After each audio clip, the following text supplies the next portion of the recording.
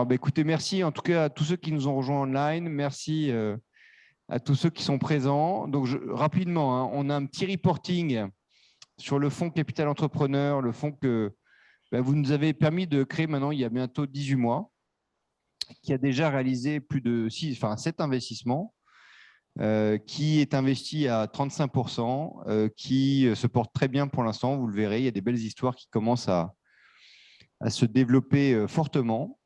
Et donc, j'ai l'honneur de faire cette première réunion physique après tant de réunions online.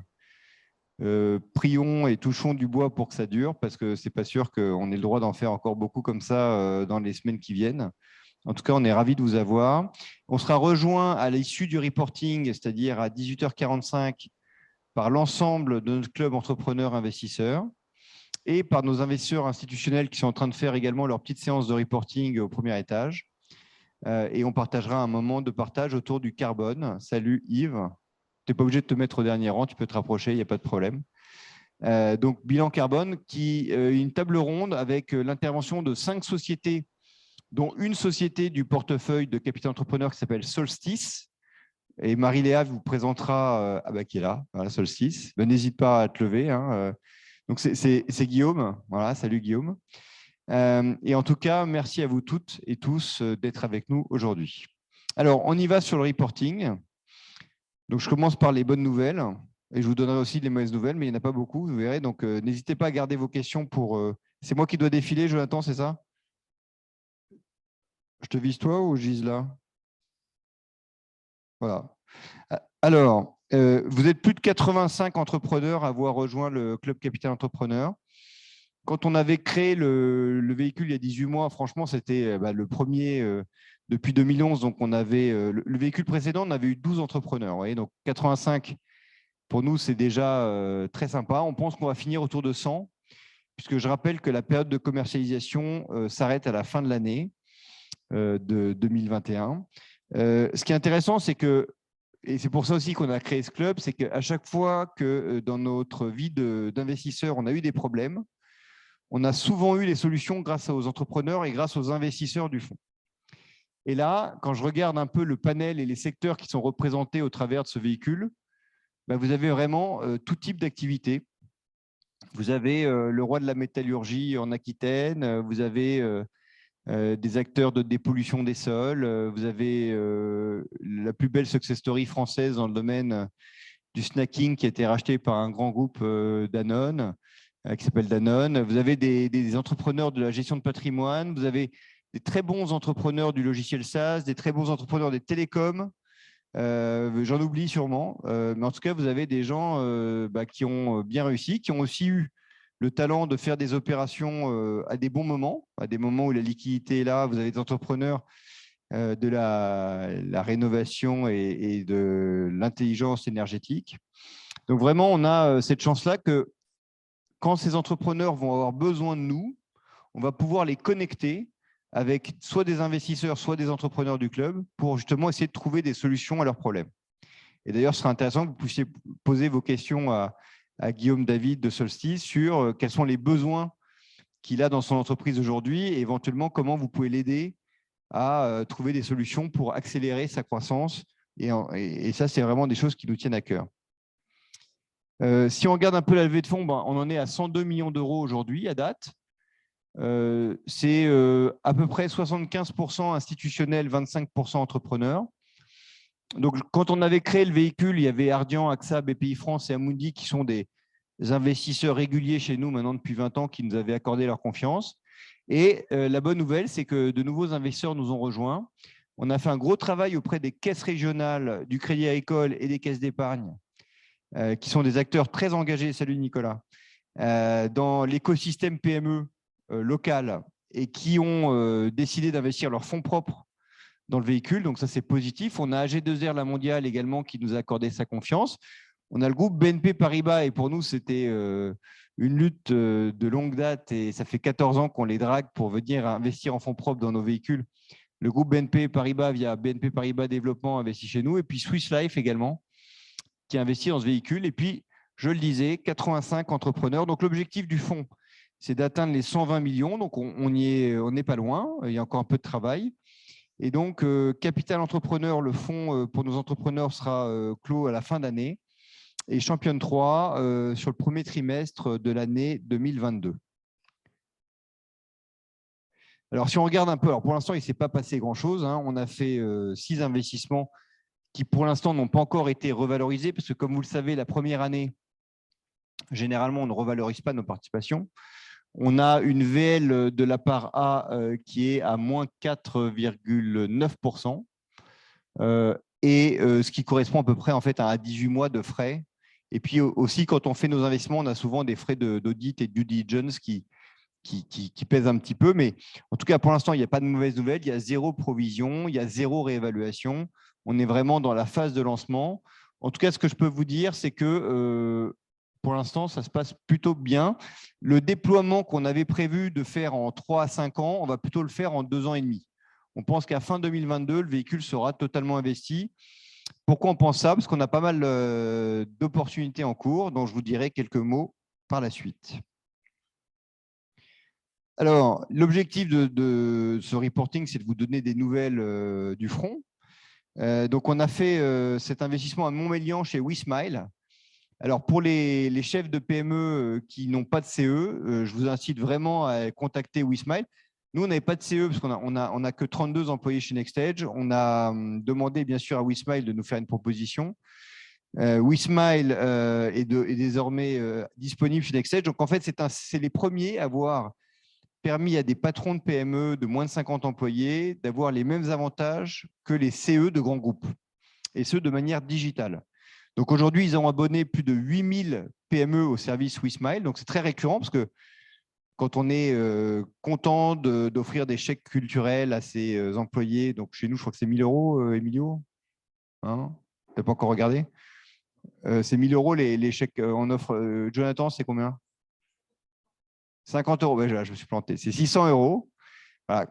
On a 600 euros, mais on peut aller jusqu'à 1 600 euros. Donc, bon, je vais avoir des revendications, je suis sûr là. Je vais avoir des revendications pour passer à 1 000 euros très vite. Bon, ben, c'est pas grave. En tout cas, ça me fera plaisir d'y réfléchir. Quand vous offrez ça chaque année à vos employés, d'abord, un, c'est totalement défiscalisé. Deux, on peut aussi permettre aux employés de faire ce qu'on appelle du group buying, c'est-à-dire qu'on a 7% de réduction chez Ikea en utilisant la plateforme, on a 7% chez Conforama. Donc, j'étais assez surpris de voir que dès 3 mois d'utilisation, il y avait plus de 29 des 32 employés NextEdge qui l'utilisaient. Il y avait déjà plus de 30 000 euros de chèques cadeaux, enfin de bons cadeaux qui avaient été consommés sur la plateforme. Donc, c'est vraiment un très bon moyen de fidélisation des équipes. Donc ça, si vous avez besoin, n'hésitez pas, on vous mettra en relation. C'est une boîte très rentable, hein, elle a plus de 20% d'EBITDA. Ce qui est intéressant, c'est que quand on a investi dans WeSmile, nous, on a valorisé la société sur 8,7 fois l'EBITDA, ce qui nous paraissait raisonnable. D'ailleurs, c'est un deal qui a été totalement online et qui a été réalisé par Julien Potier et qui a été, puisqu'en fait, c'était vraiment pendant tout le Covid. Donc, on a fait une réunion physique avec eux avant le Covid et après, tout s'est fait online. Et il se passe qu'en fait, on a une société en croissance, rentable, et les banquiers d'affaires nous disent que désormais, ces sociétés ne se valorisent plus sur le multiple d'EBITDA, mais sur le multiple d'ARR, donc Annual Recurring Revenue. Donc, c'est la récurrence. Voilà, aujourd'hui, il y a des sociétés qui sont extraordinairement bien valorisées de par leur récurrence. Donc, nous, notre chiffre d'affaires, il est 100% récurrent. Hein. Il y a un churn qui est très faible chez WeSmile. Donc, je vous laisserai faire les calculs, mais en tout cas, pour l'instant, c'est très bien orienté. Et c'est un investissement qui a été à hauteur de 8,7 millions d'euros. Voilà. Alors, on est toujours dans les miles, hein, mais là, c'est Easy Miles, c'est à Toulouse. J'ai eu la chance de rencontrer il y a 6 ans maintenant Gilbert Gagnère, qui est un entrepreneur exceptionnel qui avait vendu sa société juste avant le crack en 2008, qui était une société logicielle qu'il a vendue à Standard & Poor's pour plusieurs centaines de millions d'euros. Ils étaient 2 actionnaires, ils n'avaient pas eu 1 euro d'investisseurs en capital, donc ils avaient vraiment self-fundé leur entreprise de A à Z, et qui a eu une vision, après avoir fait 4 ans de ski extrême, que les véhicules autonomes allaient révolutionner. Bonjour Yves. Décidément, il y a beaucoup de Yves aujourd'hui. Hein. Allaient révolutionner, en fait, non pas le trafic des personnes, mais le trafic sur site privé. Donc, il a créé cette société qui est une société pure logicielle. Il y a plus de 240 employés, dont 200 sont des développeurs, avec une vision qui était qu'il y avait beaucoup de verticales, métiers où il y avait besoin de véhicules autonomes, c'est-à-dire des véhicules sans chauffeur. Donc, il a passé des accords avec plusieurs sociétés, dont le leader mondial des transpalettes, qui s'appelle Kion. Vous savez, c'est en France, ils ont un autre nom en France, mais en tout cas, c'est tous ces objets qui permettent de déplacer des palettes. Et là, on peut le faire sans opérateur. Il a passé un accord avec un groupe qui s'appelle Camag, qui est spécialiste sur les ports, sur les zones portuaires, qui est un groupe allemand. Il a passé un accord avec un groupe qui est spécialisé sur les aéroports, qui s'appelle TLD. Vous savez, c'est ces petites camionnettes que vous voyez pousser les bagages quand vous êtes dans votre avion et que vous attendez désespérément que le bagage arrive jusqu'à chez vous. Et en fait, ce qui est intéressant, c'est qu'il avait fait rentrer dans son capital BPI, Continental et Alstom, mais qu'il n'avait pas encore fait rentrer de vrais investisseurs financiers. Et il a été dragué par des Américains. Et comme on avait une très bonne qui s'appelle Searchlight, qui ont fait par exemple l'ATECOR, qui est un groupe dans l'aéronautique française, et ils nous ont appelés en disant est-ce que vous ne voulez pas compléter le tour avec Searchlight? Donc, on a mis un petit investissement parce que c'est vrai que c'est une société qui, même si elle faisait quasiment 20 millions d'euros de chiffre d'affaires, était encore jeune dans son développement et perdait de l'argent. Et nous, c'est vrai qu'on aime bien investir quand même plutôt sur des sociétés qui sont un peu plus mûres et qui sont déjà très rentables. Mais on s'est dit que compte tenu de la qualité de Gilbert et de sa vision, on pouvait l'accompagner sur les prochaines étapes. Voilà, donc vous êtes actionnaire de EasyMile dans le fonds Capital Entrepreneur. Alors ça, c'est une société que vous connaissez sûrement mieux, qui s'appelle Xerfi. C'est encore un investissement de Julien Potier. C'est une très belle pépite française familiale spécialisée sur les études. Ils ont eu un coup de génie qui était d'offrir les études aux étudiants. Donc, quand vous êtes étudiant en école de commerce ou en école d'ingénieur et que vous faites des mémoires sur des secteurs, eh ben, vous avez accès gratuit aux études de Xerfi.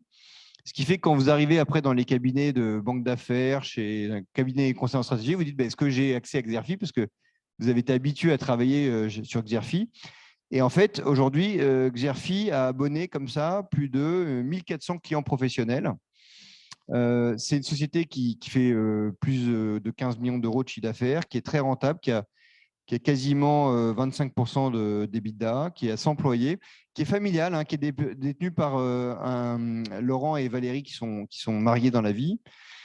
Et en fait, Laurent et Valérie n'ont pas de successeurs qui ont envie de reprendre l'entreprise. Donc, ils nous ont demandé de faire ce qu'on appelle un OBO minoritaire, donc de les aider à sécuriser leur patrimoine pour permettre à l'équipe de prendre des parts également dans l'entreprise et de la racheter, salut Christian, à horizon 24-36 mois avec un fonds d'investissement. Donc, nous, on a une option. Aujourd'hui, on est gros minoritaire, donc je vous passerai les jargons usuels, mais on a plus de 40% du capital et on peut passer majoritaire à horizon 24 mois avec deux missions à côté de Laurent et Valérie. Un, préparer la succession, je l'ai dit. Et deuxièmement, c'est qu'ils ont un stock de data depuis plus de 30 ans d'une richesse exceptionnelle.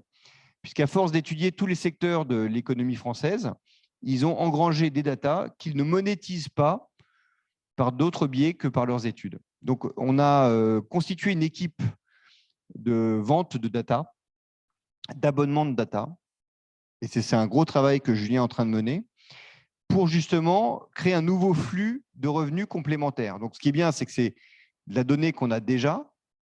Et donc, en la packageant différemment et en l'abonnant de manière plus intelligente, on va générer de la rentabilité immédiate.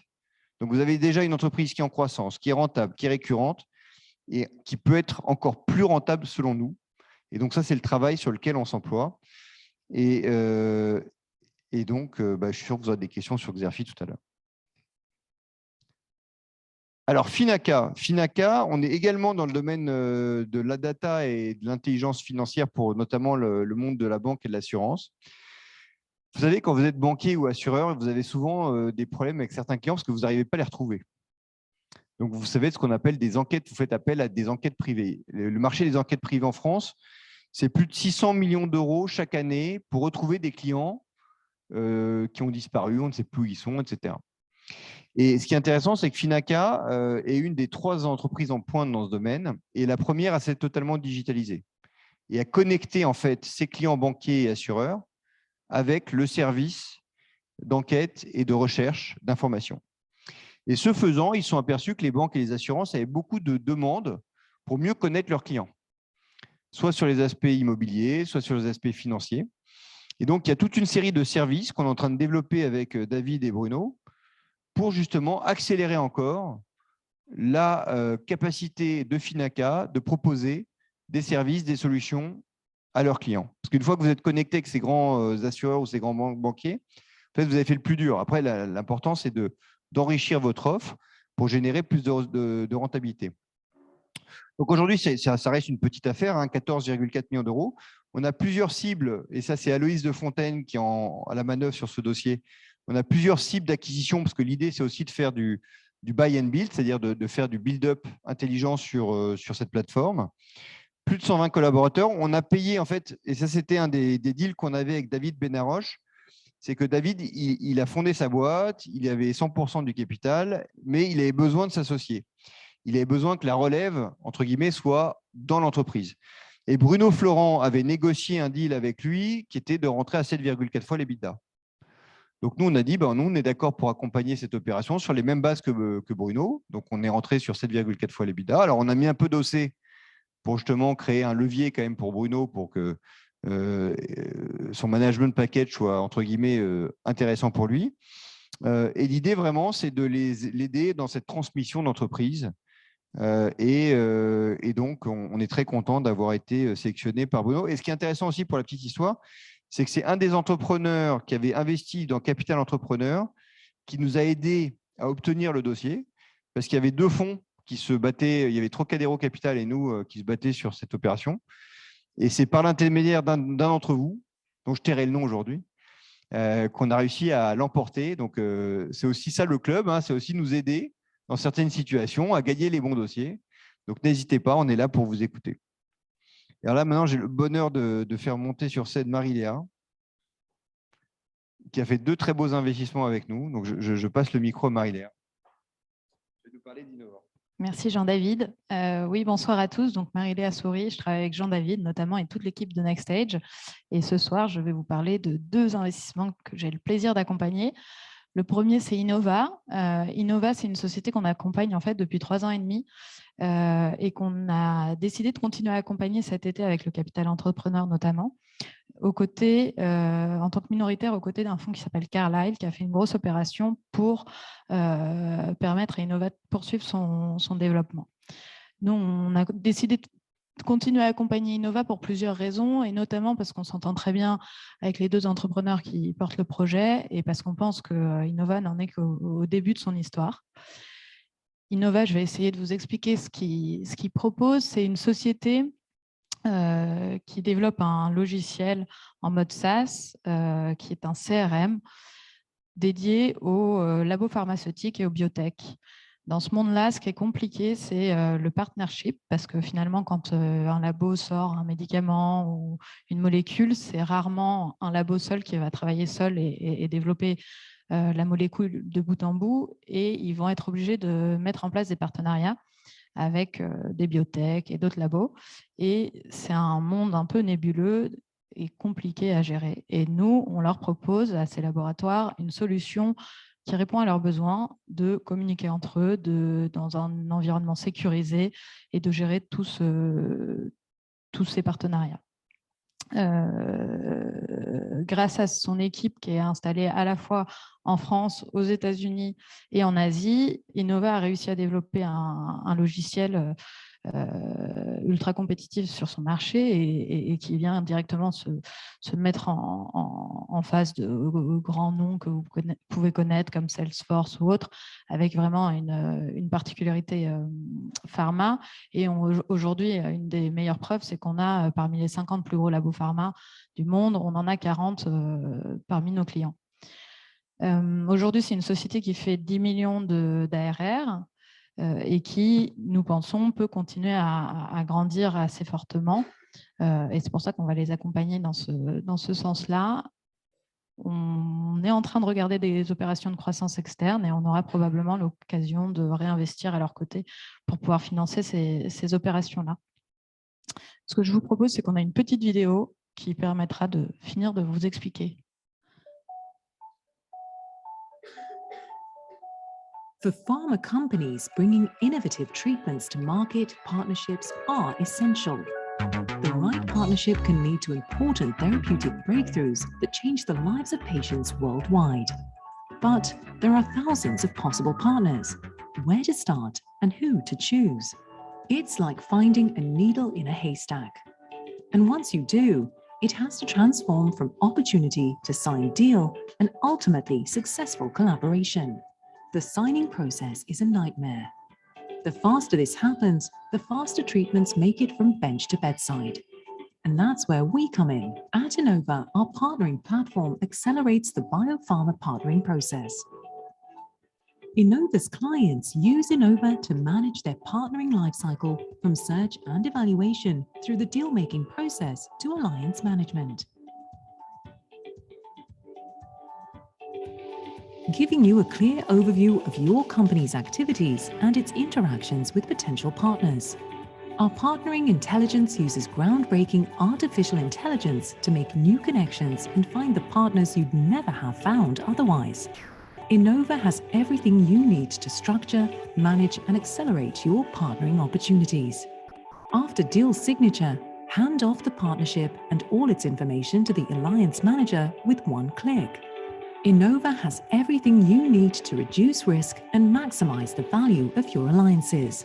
No matter where your teams are located, you will always be on the same page with the latest information on your partnerships. Discover how leading biopharma companies use Innovus to accelerate their partnerships.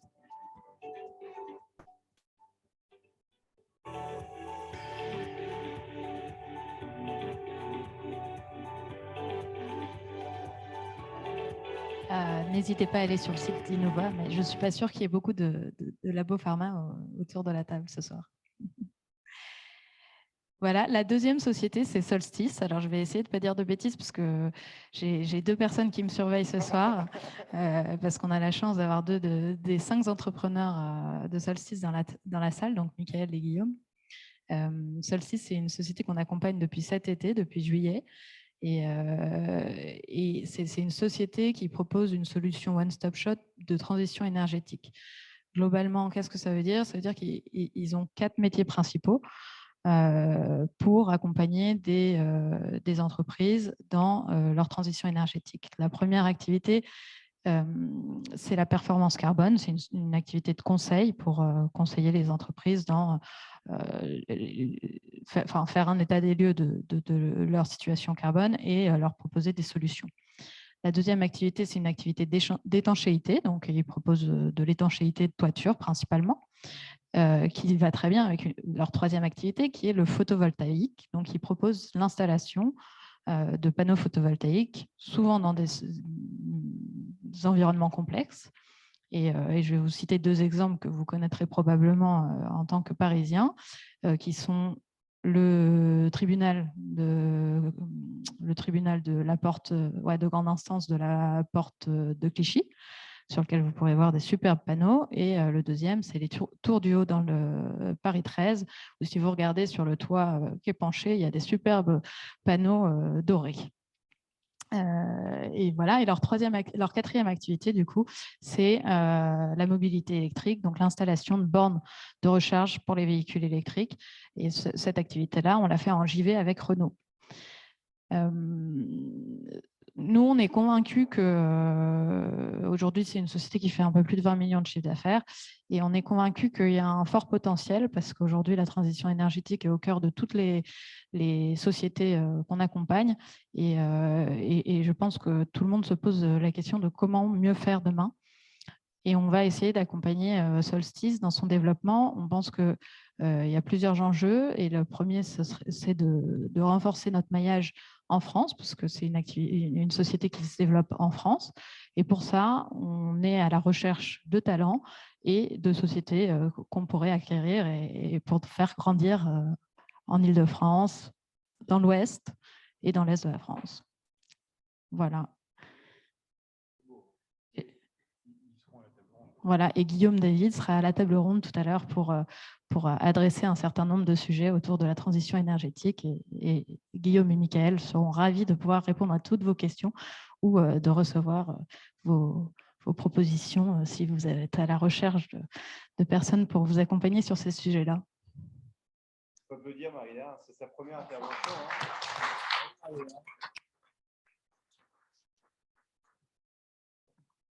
Merci. Alors là, donc là, c'est déjà les dossiers qui sont faits. Il y en a un dernier, voilà, PlayShaker, qui est une petite plateforme. Là, on a vraiment mis un petit ticket avec nos fonds innovation. Mais on était vraiment très séduits par le parcours de Micha Sarkissian et de Mathieu Stéphanie. Ils ont développé un logiciel qui s'appelle Artichaut. Alors, Artichaut, ça ne s'effeuille pas, ça ne se mange pas. En revanche, quand vous voulez faire des travaux, je ne sais pas si certains d'entre vous ont fait des travaux récemment chez eux, mais c'est toujours une galère absolue parce qu'en fait, il n'y avait pas d'outils professionnels de gestion de projet. Eux, ils ont développé un outil très malin de gestion de projet qui les met en relation avec différents types d'artisans. Ils ont réalisé quand même plus de 1500 chantiers en l'espace de 4 ans. La société fait déjà 7 millions d'euros de chiffre d'affaires, ce qui nous a paru, compte tenu du fait qu'ils avaient quasiment autofinancé leur démarrage, exceptionnel. Ils nous ont fait une proposition sympa de rentrer à une valorisation intéressante. Donc, on a décidé, même si le dossier est jeune, même si l'entreprise est jeune, mais compte tenu de leur talent et du potentiel, de mettre un ticket avec eux. Sachez que quand vous allez, par exemple, chez Leroy Merlin propose la solution Artichaut à tous ses clients.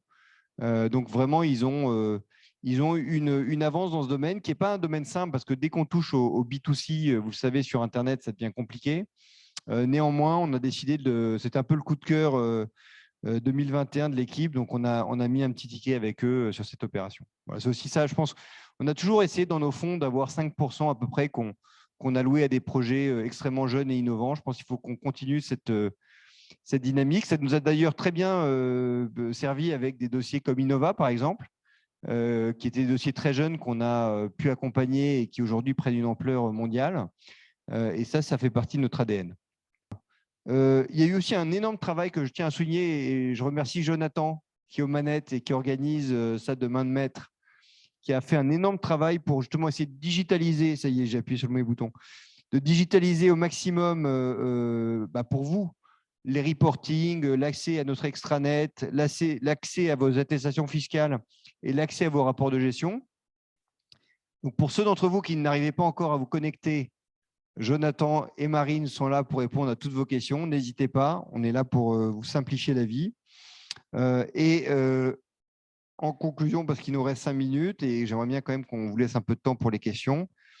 Moi, il y a une question que j'aurais envie de vous poser, c'est que on est en train, et vous verrez, on vous présentera dans la séance, la séance d'après, une jeune femme qui s'appelle Manuela Dallois, qui va prendre la présidence du club entrepreneur. Mais l'idée, c'est quoi? L'idée, c'est que quand nos entrepreneurs ont des besoins, ça peut être de trouver un directeur financier, de se développer aux États-Unis, de trouver des panneaux photovoltaïques dans un marché pénurique. Quand ils ont des besoins, ils nous font part de ces besoins. Nous, on n'a pas toujours la réponse. De temps en temps, on a la réponse parce que trouver des CFO, on en trouve beaucoup. Faire des acquisitions, on en fait beaucoup. Mais de temps en temps, on n'a pas toujours la réponse. En revanche, ce qu'on sait, c'est que dans le club, il y a des gens qui ont du talent, qui ont des réseaux, qui ont des contacts. Et l'idée, c'est de trouver un moyen d'activer vos talents et de les rendre utiles pour nos entrepreneurs. Donc, l'idée aussi de ces réunions, c'est de pouvoir relayer les besoins. Donc, vous verrez, je ne sais pas si Jonathan, tu as pu m'imprimer les besoins de 3 de nos sociétés, mais sinon, c'est toi qui vas venir les présenter. En tout cas, on a des besoins et si on peut répondre à vos besoins, à leurs besoins grâce à vos contacts, là, on a gagné et on a un effet 1 + 1 n'est pas égal à 2, 1 + 1, ça fait 11. Et donc là, du coup, ça devient très intéressant et pour vous, investisseurs, et pour eux, entrepreneurs. Et d'ailleurs, je suis sûr que vous demanderez à Solstice quels sont leurs besoins et qu'ils seront ravis de répondre et de se prêter au jeu. Voilà ce que je voulais vous dire. On a fini là? On est au bout, Jonathan? Ah, il y a une slide. Ah, voilà. Donc, ouais. Non, j'aurais préféré qu'on parle des besoins concrets. Ah, c'est là? Ah, ben voilà. Merci, Paul-Édouard.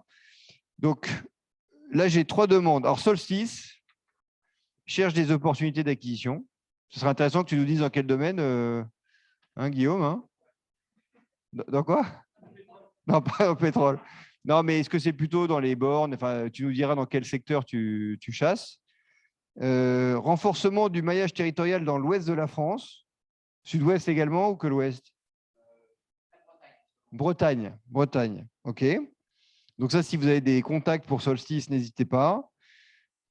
Finaca cherche des opportunités business dans le monde banque, assurance et organismes, ok. Et des opportunités d'acquisition, notamment sur la valorisation immobilière. Pledge Shaker cherche à recruter responsable marketing, directeur d'exécution pour manager les équipes et l'ensemble des travaux de la société, ainsi que les prestataires Leroy Merlin, Conforama, Mano Mano et Artisan. Voilà, ça c'est pour lancer le débat. Donc, si vous avez des questions, hein, on est ravis d'y répondre.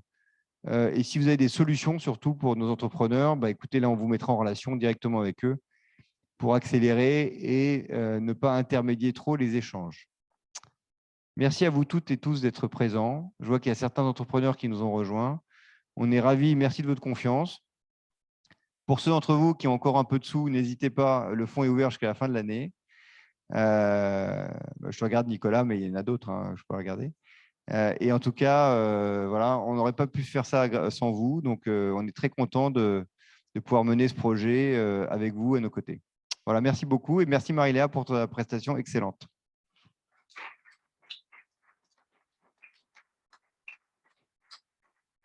On prend aussi les questions online, hein, si vous avez des questions. Jonathan, tu veux nous poser des questions online ou vous avez des questions à l'assistance? La première est toujours la plus dure. Avec Christian, tu es toujours bon sur les questions. Vous avez votre question? On a épuisé l'assistance. Alors, sur la stabilité du remploi, bah, c'est tout neuf. Hein. Pour l'instant, on a 1 an de recul. Donc, généralement, il commence à changer les choses au bout de 4-5 ans. Là, ce qu'on sait, c'est que pour l'instant, c'est plutôt dans notre faveur, c'est-à-dire qu'ils ont allégé les contraintes. Hein. Il y avait des contraintes sur les appels de fonds. On ne pouvait pas faire d'appels de fonds. Maintenant, on peut faire éventuellement des appels de fonds. Enfin, il y a plusieurs contraintes qui vont nous permettre d'ailleurs de réfléchir sur le fonds successeur de Capital Entrepreneur, le Capital Entrepreneur 2, parce que l'idée, c'est d'avoir des solutions en permanence pour les entrepreneurs qui font leur session. Ce qu'on pense, c'est qu'il y a quand même un énorme besoin de remploi et de garder la substantifique intelligence et moelle de nos entrepreneurs en France. Donc, je ne les vois pas arrêter ces solutions tout de suite. Voilà. En revanche, c'est bien qu'il y ait des gens aussi comme nous et d'autres hein, qui s'y collent pour montrer que ça marche et qu'il y a un vrai effet boule de neige et que ce n'est pas juste de l'argent et de la défisque. Voilà, c'est aussi de l'argent intelligent. Voilà.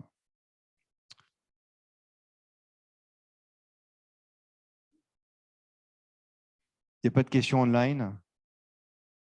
Quelle tristesse. Marie, une question? C'est quoi les questions les plus souvent posées, à part où sont mes attestations fiscales? Ah, une question. Alors, excellente question. On est un peu fatigué en ce moment, un peu surmené, parce qu'en fait, il y a beaucoup de dossiers. Vous savez, quand les valorisations montent, ce qui est le cas depuis maintenant 18 mois, c'est un peu comme les champignons. J'aime bien l'image des champignons. C'est-à-dire qu'il y a beaucoup de gens qui se précipitent pour, voilà, ça sent le cèpe, là, il faut aller chercher les champignons. Il y a une espèce d'excitation autour de ça. Et en fait, quand les valorisations montent, la bonne nouvelle, c'est qu'il y a des dossiers qui étaient un peu enfouis, un peu cachés dans l'humus, qui sortent. Parce que des entrepreneurs se disent, c'est un bon moment pour prendre un peu d'argent. Donc, c'est pour ça que sur les opérations qu'on a menées, comme vous pouvez le voir, il y a beaucoup d'opérations de sécurisation du patrimoine des dirigeants dans une logique de transmission. Et ça, c'est des dossiers qu'on aime bien dans cette période parce que l'entrepreneur qui reste actionnaire, soit majoritaire, soit gros minoritaire, il n'a pas forcément envie de chercher une valorisation à tout prix. Il veut chercher un partenaire et donc il ne juge pas son partenaire sur le prix payé uniquement, il juge sur la qualité des prestations d'accompagnement qu'on est capable de faire. Donc, c'est pour ça que sur les 6 deals qu'on a payés avant notre opération Parasol, on a payé à peu près 9 fois l'EBITDA, ce qui est un peu cher par rapport à notre historique, mais qui est quand même plus de 25% en dessous des prix du marché. En revanche, Parasol va venir baisser le multiple moyen plutôt à 8 fois l'EBITDA Et je peux vous dire que trouver des beaux dossiers à 8 fois l'EBITDA en ce moment, ce n'est pas facile. Donc, il y a beaucoup de dossiers. Il faut faire le tri. Il ne faut pas se battre à tout prix. Là, on a perdu une très belle opération dans la cybersécurité qui s'est envolée à plus de 20 fois l'EBITDA et on n'a pas voulu surbider. On s'est arrêté à 15 fois, ce qui était déjà très, très cher pour nous. Mais bon, il y a des secteurs qui sont très chauds. Donc là, il faut faire attention. Mais je dirais que le problème n'est pas tellement le deal flow. Le problème, c'est plutôt de muscler notre équipe d'investissement qui, même si elle est présente aujourd'hui, fait beaucoup de choses en ce moment. Et de temps en temps, frôle un peu le burn-out. On n'est pas loin là, sur certains. Donc là, il faut qu'on se calme un peu. Voilà. Donc, il faut qu'on prenne le temps aussi de faire attention à nous et de ne pas en faire trop. Parce que c'est aussi ça qu'on fait de temps en temps des bêtises. Donc voilà, donc il y a de l'activité en tout cas. Jean-David, tu Oui. as des questions sur le chat. Ah, j'ai des questions sur le chat. Alors, Est-ce que tu veux que je te les pose? vas-y, pose-moi la question pour Edouard. Alors, quand aura lieu la prochaine évaluation du portefeuille? Alors, ça a lieu de manière semestrielle. Donc, en fait, la prochaine, ça va être au mois de décembre. Hein. Et donc, elle sera communiquée aux clients généralement, il faut 2 mois que les commissaires aux comptes fassent leur travail. Donc, généralement, vers le mois de février-mars, vous aurez les reportings. Néanmoins, je le rappelle, hein, la première année, on ne revalorise pas les sociétés. Donc, en fait, comme il y a eu beaucoup d'investissements pendant l'été et beaucoup d'investissements sur le deuxième semestre, il va falloir être un petit peu patient. Donc, ça devrait commencer à bouger plutôt sur la fin d'année de l'année prochaine. Oui, peut-être pour préciser, la société qui a plus de 12 mois aujourd'hui, la seule société, c'est Wismile. Oui, il n'y en a qu'une qui, pour l'instant, va être apte à la revalorisation, c'est Wismile. Alors, j'ai une deuxième question. PlaceShaker, est-ce que tu peux préciser leur activité? La personne n'a pas tout saisi. Non, c'est une bonne question. Donc, PlaceShaker, c'est une société d'édition de logiciels. Donc, leur métier, c'est de faire du logiciel SaaS qui édite pour les gens qui veulent faire des travaux une place de marché dans lequel vous allez pouvoir choisir et piloter vos projets. Donc, vous allez pouvoir choisir vos artisans, piloter vos projets, rentrer en contact avec des gens que vous ne connaissez pas, tout ça via la plateforme. Et donc, ça vous permet d'avoir une gestion de projet qui est totalement digitalisée. Alors qu'aujourd'hui, pour avoir fait les travaux chez moi il y a 5 ans, je peux vous dire que j'ai une pile de classeurs Voilà, c'est compliqué quand on n'a pas ce type de solution. Donc, c'est vraiment un logiciel et une place de marché d'aide à la décision, d'aide au choix dans le domaine des travaux. Ça répond à la question? Je pense que oui. D'accord. Oui, la réponse, c'est oui. Est-ce qu'il y a d'autres questions? Ah, oui.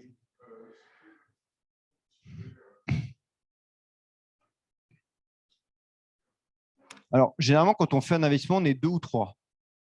Donc, il y a généralement un junior, un senior, plus un analyste en fonction de la taille des dossiers et de la complexité des dossiers.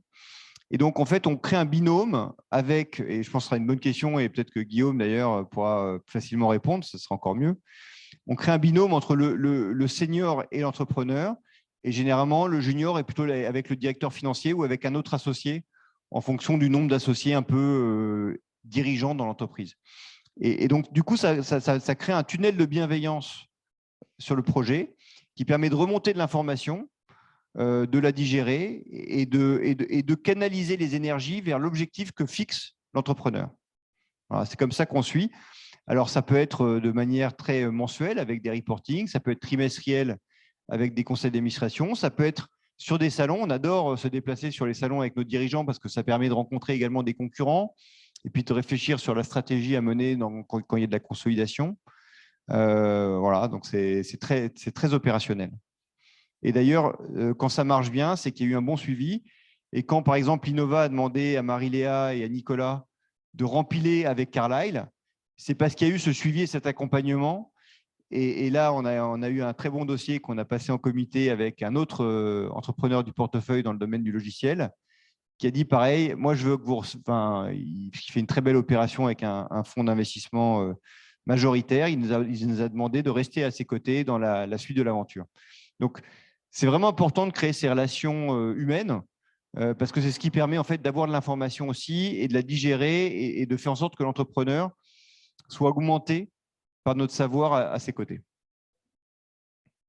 Et par le club entrepreneur également, qui peut venir irriguer de bonnes idées et de contacts. C'est aussi ça l'idée, c'est de dupliquer un peu. Salut Christopher. Est-ce qu'il y a d'autres? Il y avait une deuxième question. Monsieur Conan, en tant qu'entrepreneur, vous avez du portefeuille. Qu'est-ce que vous voulez dire un mot? Il veut pas parler.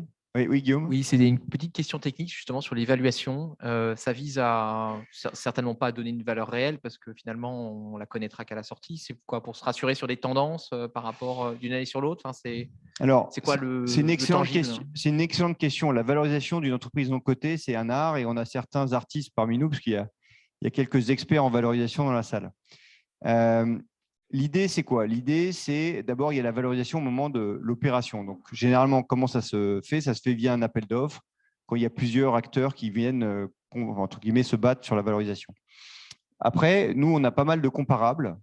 On a pas mal d'opérations et de transactions récentes. Par exemple, dans le domaine de l'Inxea, on les suit au niveau du board. C'est-à-dire qu'au niveau du board, on a un reporting avec toutes les transactions qu'il y a eu dans le domaine des courtiers en assurance vie et des courtiers en assurance online. Donc, on a de la data, on a des infos, donc on sait à peu près comment se valorise le marché, ce qui permet au moment des valorisations de faire des valorisations comparables, des valorisations éventuellement sur les transactions récentes.